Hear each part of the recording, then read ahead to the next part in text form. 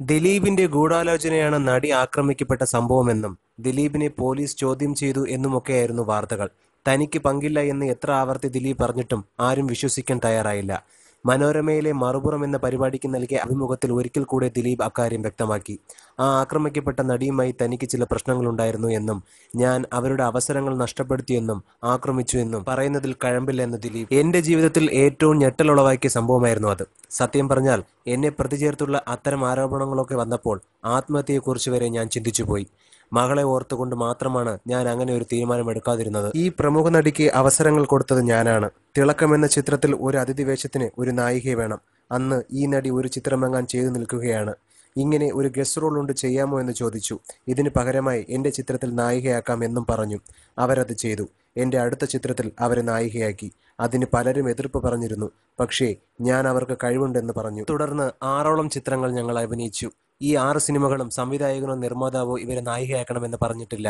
എന്റെ ശുപാർശ കാരണമാണ് നായികയാക്കിയത്. പിന്നീട് ഒരവസരത്തിൽ ആ പ്രമുഖ നടിയുടെ ചില പെരുമാറ്റങ്ങൾ എനിക്ക് ഇഷ്ടപ്പെട്ടില്ല. അതോടെ ഞാൻ അവരിൽ നിന്നകന്നു. അത്രേ സംഭവിച്ചിട്ടുള്ളൂ. അതിനുശേഷം ഇവിടെയുള്ള പ്രമുഖ മാഗസീനിൽ വാർത്ത വന്നു, ഒരു പ്രമുഖ നടൻ അവരുടെ അവസരങ്ങൾ കുറയ്ക്കുന്നുവെന്ന്. എന്റെ പേര് അതിലില്ലാത്തതിനാൽ ഞാൻ പ്രതികരിക്കാൻ പോയില്ല. എന്റെ സിനിമയിൽ നായികയായി വേണ്ട എന്നതിനപ്പുറം മറ്റൊരു ചിത്രത്തിലും ഞാൻ അവരെ വിലക്കിയിട്ടില്ല. ഇക്കാര്യം ഏത് സംവിധായകനെ വിളിച്ചും നിങ്ങൾക്ക് അന്വേഷിക്കാം. ഇതിനിടയിലാണ് കൊച്ചിയിൽ വെച്ച് അവർ ആക്രമിക്കപ്പെടുന്നത്.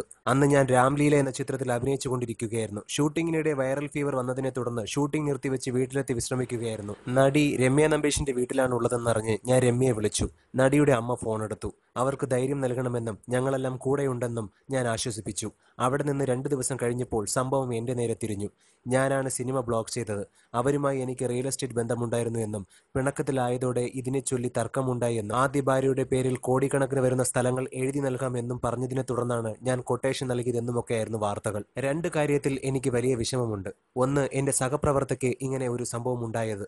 മറ്റൊന്ന്, ഇങ്ങനെ ഒരു സംഭവം നടന്ന ശേഷം എനിക്കെതിരെ ഇത്രയും ഗുരുതരമായ ആരോപണങ്ങൾ ഉണ്ടായിട്ടും ഫേസ്ബുക്കിലേക്ക് സജീവമായ അവർ ഒരിക്കൽ പോലും എനിക്ക് ഈ സംഭവത്തിനും യാതൊരു ബന്ധവുമില്ലെന്ന് പറയാൻ തയ്യാറായില്ല. അതെനിക്ക് വലിയ വിഷമമായി.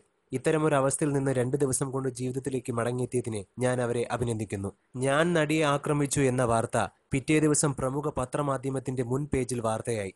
കോടികൾ കൊടുക്കുന്ന ഒരു പരസ്യ കമ്പനിക്കോ പ്രസ്ഥാനത്തിനോ മാത്രമാണ് ഇത്തരമൊരു വാർത്തയെ മുൻ പേജിൽ എത്തിക്കാൻ കഴിയൂ. ഇവിടെയുള്ള ഒരു പ്രമുഖ പരസ്യ കമ്പനി എന്നെ ഇൻഡസ്ട്രിയിൽ നിന്ന് പുറത്താക്കുമെന്ന് തള്ളുന്നുണ്ട്. പക്ഷേ എനിക്ക് ദൈവത്തിൽ വിശ്വാസമുണ്ട്. നമ്മൾ ഒരാളെ പുറത്താക്കാൻ ശ്രമിച്ചാൽ നമ്മൾ തന്നെ പുറത്താകും എന്നാണ് എന്റെ വിശ്വാസം.